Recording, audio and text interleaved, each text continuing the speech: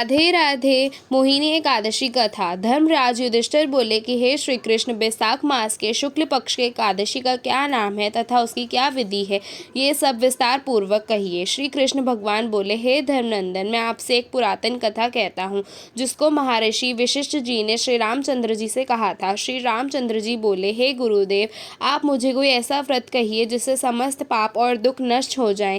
मैंने श्री सीता जी के वियोग में बहुत दुख भोगे हैं, अतः अब आप मुझे कोई व्रत बतलाइए। महर्षि वशिष्ठ जी बोले, हे राम, आपने बहुत सुंदर प्रश्न किया है। आपकी बुद्धि अत्यंत शुद्ध और पवित्र है। आपके नाम के स्मरण मात्र से ही मनुष्य पवित्र हो जाता है, इसलिए आपका ये प्रश्न लोकहित में अवश्य आएगा। बैसाख मास के शुक्ल पक्ष में जो एकादशी होती है उसका नाम मोहिनी है। इस एकादशी का व्रत करने से मनुष्य के समस्त पाप तथा दुख हट जाते हैं। इसके व्रत के प्रभाव से मनुष्य मोह जाल से छूट जाता है। अतः हे राम, इस एकादशी का व्रत दुखी मनुष्य को अवश्य करना चाहिए।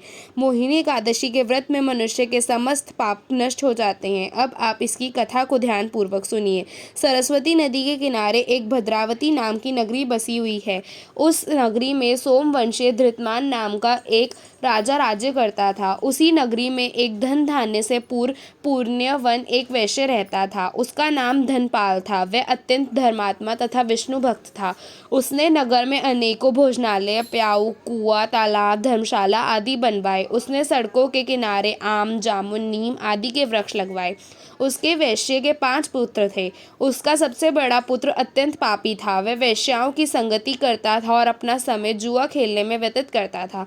वह दूसरों की स्त्रियों के साथ भोग विलास करता था। वह महान नीच था और देवता पितृ की आदि को नहीं मानता था। वह अपने पिता के धन को बुरे व्यसनों में खर्च किया करता था। वह मद्यपान तथा मांस का भक्षण किया करता था।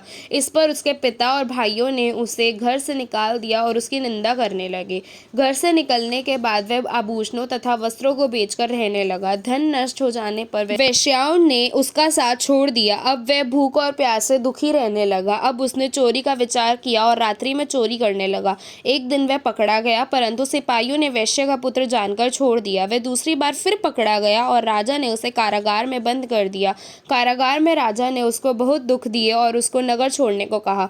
अंत में वह दुखी होकर नगरी को छोड़ गया और जंगल में पशु पक्षियों को मार मार कर खाने लगा।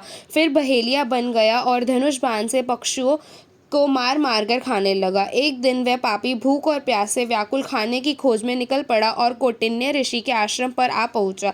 इस समय बैसाख मास का महीना था। कौटिन्य ऋषि गंगा स्नान करके आए थे। उनके भीगे वस्त्रों के छींटे मात्र से इसको कुछ सद्बुद्धि प्राप्त हुई।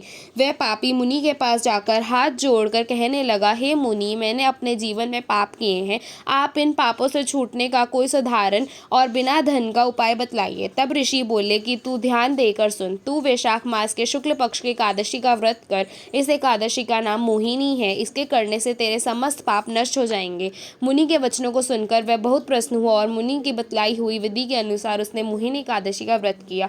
हे राम जी, उस व्रत के प्रभाव से उसके समस्त पाप नष्ट हो गए और अंत में वह गरुड़ पर बैठकर विष्णु लोक को गया। इस व्रत से मोह आदि भी नष्ट हो जाते हैं। संसार में इस व्रत के अन्य कोई श्रेष्ठ व्रत नहीं है। इसके महात्म्य के श्रवण व पठन से जो पुण्य होता है वह पुण्य 1 सहस्त्र गोदान के पुण्य के बराबर है।